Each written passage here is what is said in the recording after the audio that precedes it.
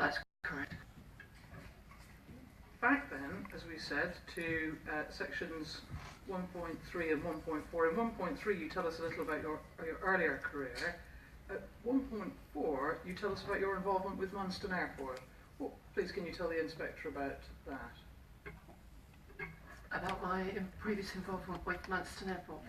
I was engaged by PlayStation initially as a freelance consultant to look at the acquisition of a number of airports. The first three were in Jordan in the Middle East, and then I joined PlayStation as head of strategic information, involved with the acquisitions process.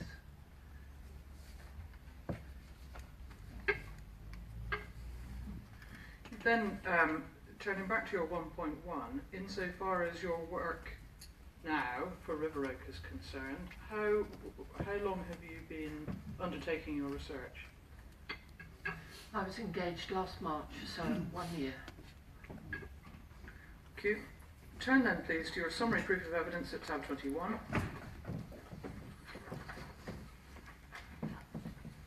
And read please the first two paragraphs of section 2, so 2.1 and 2.2. This is to do with the Avius Solutions report. So summary proof of evidence, page 2, beginning of section 2, concerning the Avius Solutions work. Dr. Dixon. I met with Dr. Chris Smith and Mr. Paul Morris on the 10th of August 2016 at the RPS offices, along with Tony Freudman from River Oak, Angela Shembry from RPS and Rich Connolly from Osprey. Avia's time frame was tight, with only 6 weeks to complete their report. Avia had made a recent site visit which seemed at odds with the difficulty that River Oak had experienced in gaining access. Who described the timetable, please, as tight? I see that language is used in your summary proof, but who also? Tight, it was very tight, I felt, with being 6 weeks. Do you know what Avia's view of that was? They confirmed that they believed that was a tight time frame. Now you said that you've been working on your research for a period of a year. What comment would you have to make on Avia's timetable in that context? It takes a considerable amount of time to arrange interviews with key people in order to get the amount of information that you need to base any sort of decision upon in terms of the future of Manston. And 6 weeks just wouldn't be enough time to have engaged with people, to have arranged those interviews, undertaken those interviews, to have prepared yourself to ask the right questions that would elicit sufficient information to transcribe the interviews, to analyse them and to prepare a final report.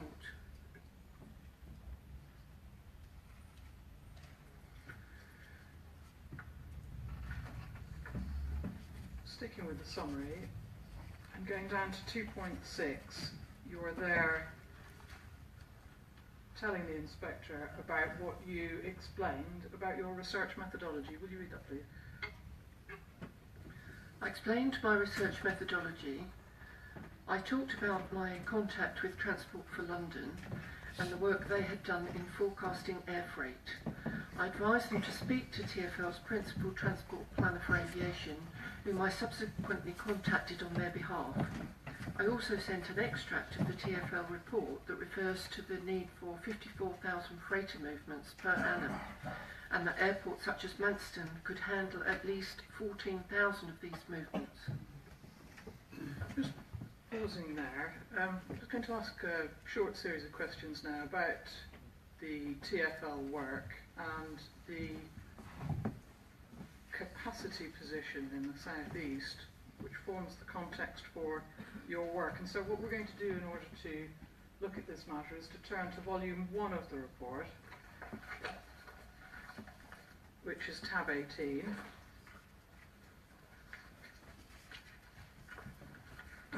And when you have it, turn please to page 11. And on page 11 you should have a heading 3.4, the need for air freight capacity in the southeast.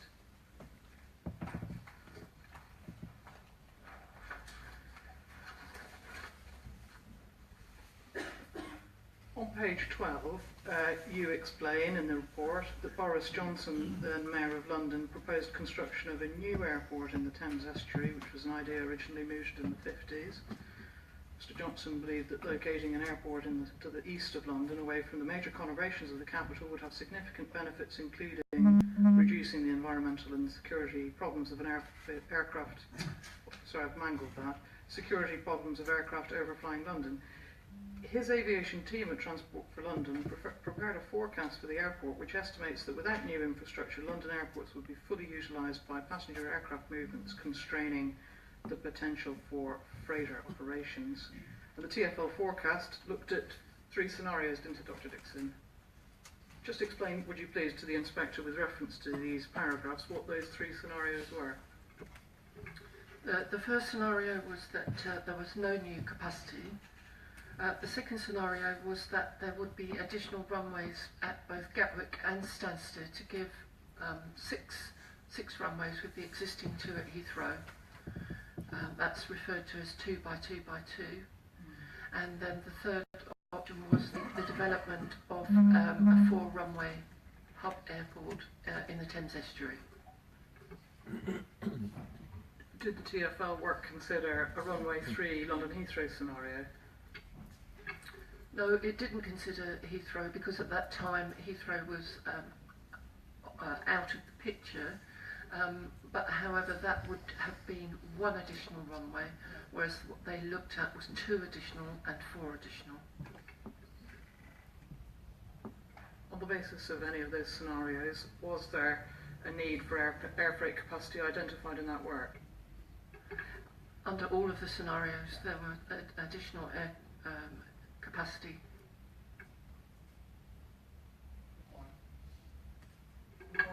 Required, sorry, yes, there was additional capacity required. 54,000 freighter movement without any additional capacity. In your 3.4.5 of your report, you note that the demand was additional to predictions for belly freight on passenger airlines, and you said that the report states that, and then you've got some bold text in italics. Read that out, would you please? Would you read that out, please?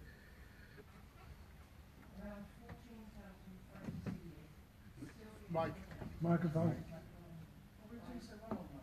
Sorry.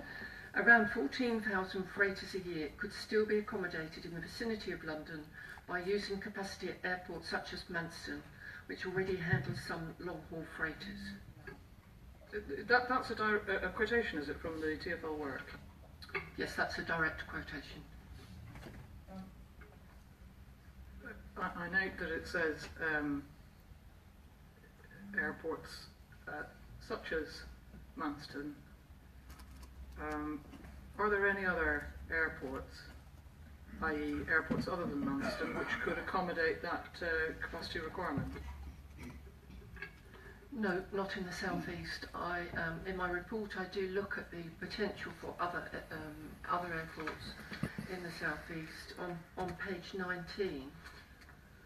But all the other airports have restrictions of some type. So if you turn to page 18 first, in sticking with the same report in tab 18, page 18. You should have a heading at the bottom of the page, other Southeast UK airfields, and there's a section of text, and it ends with this sentence: other airports in the southeast and constraints on their development are shown in table 3. And then over the page you have a list of those southeast airfields. And your conclusion then, please, Dr. Dixon, in terms of how Manston performs against those other, should we say, candidates? Manston is the only viable option in the southeast. because of the length of the runway, because of the lack of airspace issues, because of the land available for warehousing and other infrastructure required to operate a successful airport operation.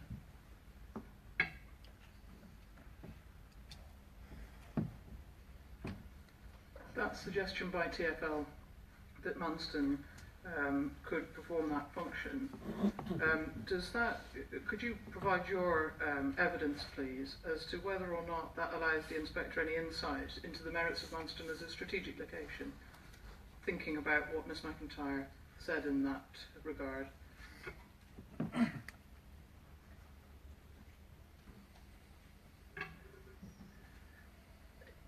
It is, all the research that I undertook says that the demand is in the southeast. The map on page 18 shows where the businesses served by integrators actually operating at the moment out of East Midlands are from, and that clearly shows that they are all, a vast proportion of them are located in the southeast. And Manston, for the reasons that I've given with the length of the runway, the space available, and the lack of any airspace issues, mean that Manston can fulfil that function of providing capacity in the southeast. The trucking distances, Mr. Kane mentioned, the 3-hour trucking distances from Manston mean that we can cover pretty much the entire area of the southeast within a 3-hour distance. The key point is that it's the turnaround times, it's the speed. If you choose to pay to fly freight by air, what you want is it to be off and onto the road quickly. So the 3-hour drive time really has little impact on, in terms of when you add up the total time from its origin to its final destination. The trucking time at the end is a very small proportion.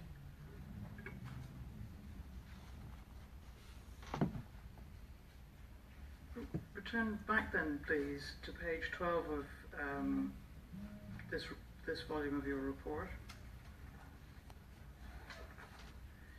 And within 3.4.6, having considered the TfL work,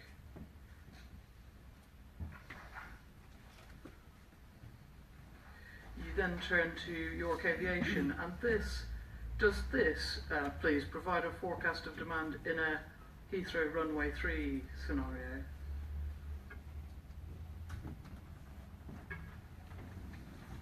Yes, that's correct.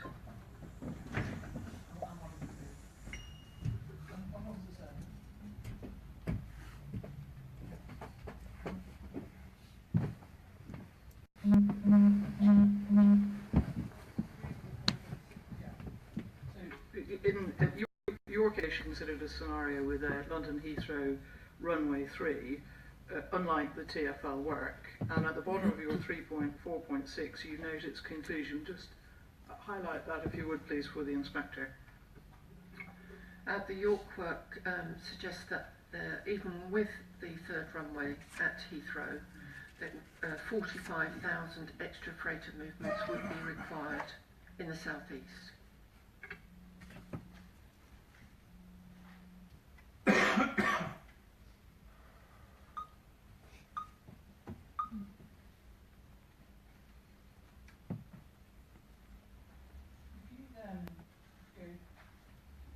If you then go back to your summary proof of evidence, please, and that's in your tab 21, and turn within it to 2.7,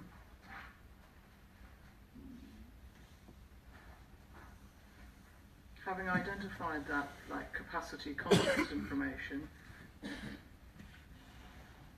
what was your understanding of the Avia team's appreciation of that context?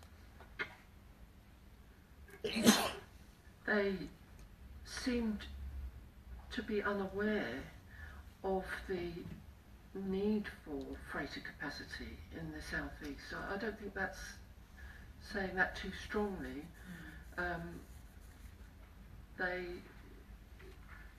seemed almost just they hadn't done any background research at that time, but they seemed to be completely unaware of the overspill issues that were happening and the trucking that was taking place of items that could have been flown in or out of the UK that were being trucked to Northern Europe for air freighting.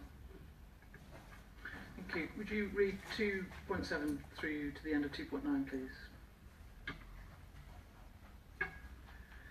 It did not appear that the Avia team had apprised themselves of the existing information on the need for airport infrastructure. I subsequently provided a list of key documents that demonstrate the need in the southeast. Many of these were not referred to in their report. Asked if they were speaking to any government departments, Mr. Smith commented that he felt it was of no use speaking to the Transport Committee about lack of capacity, since they already had a view that did not match his opinion. I was surprised by the poor level of information in the Avia report. 2016 figures from IATA show growth of 3.8% for the year, which contrasts with the figures used by Avia. The report did not take into consideration the information that was provided at our meeting. At the meeting, Dr. Smith noted that a viable airport needed to have a mix of passengers and freight. However, the report focused on the passenger market but failed to provide anything other than a forecast of 30,000 tonnes each year until 2040. This figure merely replicates the tonnage handled by Manston during the last years of its operation, when it was suffering from lack of investment.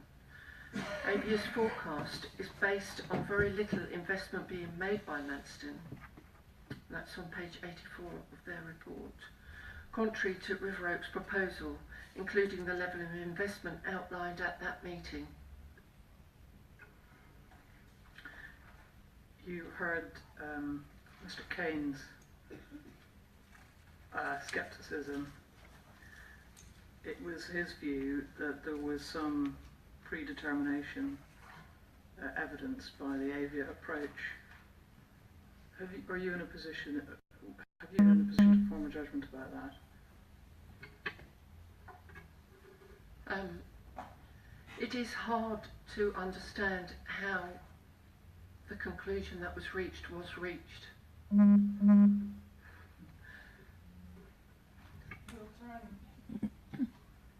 We'll turn then to the purpose of your detailed work. River Oak, as we've heard, plans some very significant investment in Manston Airport. If we, in that context, let's just turn back to the beginning of your report, volume 1, so page 2, please. So we're in tab 18 again.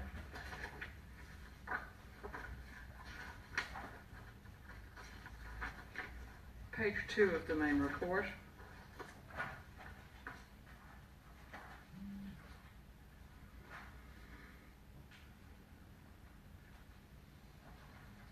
Aims and objectives of the report in your section 1.3.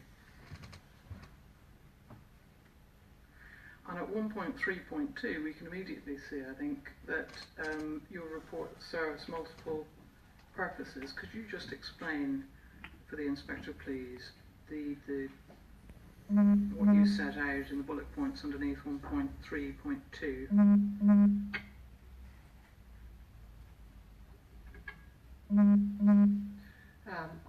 The aims of the report were to provide the information required to support the DCO application, to inform the Manston Airport business case and master plans, to inform Manston's marketing strategy, to initiate stakeholder consultation, to continue to inform and gain support from key stakeholders, to provide a platform for lobbying government and industry organisations, and to play a key role in forming government policy for air freight in the UK.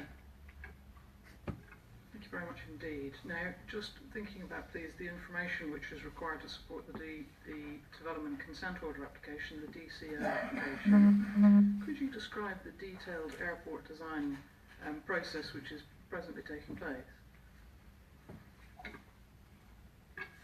So it was necessary for me to provide a forecast that was very detailed, much more detailed than a top-down forecast could provide, because of the need to inform the master plan. So the work that I did needed to identify the origin and destination of aircraft, aircraft type, and to give an idea of what would be carried on those aircraft. This was needed so that the master planning team could work out how many stands were required, how much warehousing space would be required, and how much fuel storage was needed. Thinking about those sort of practical points, what can you tell the inspector, please, about whether or not River Oak is actually relying on your work as part of that detailed design process? Yes, absolutely. They have taken my forecast, which has been looked at by a number of other parties to ensure that it is robust, because so much does depend on it. So much investment depends on the figures that I've produced in this report. Well, now you mention a review, and of course the inspector heard what Mr. Kane said earlier on about a peer review. Has your work been the subject of any peer review, please? Yes, it has. Aside from my colleagues who are consulting to River Oak, it was also peer reviewed by two academics at Loughborough University, Professor Ison and Dr. Budd. And what was the outcome, please, of their review? The outcome was that they suggested that I break down my rather lengthy report at that stage into 4 more concise reports, so that they were more easily understandable and covered more specific topics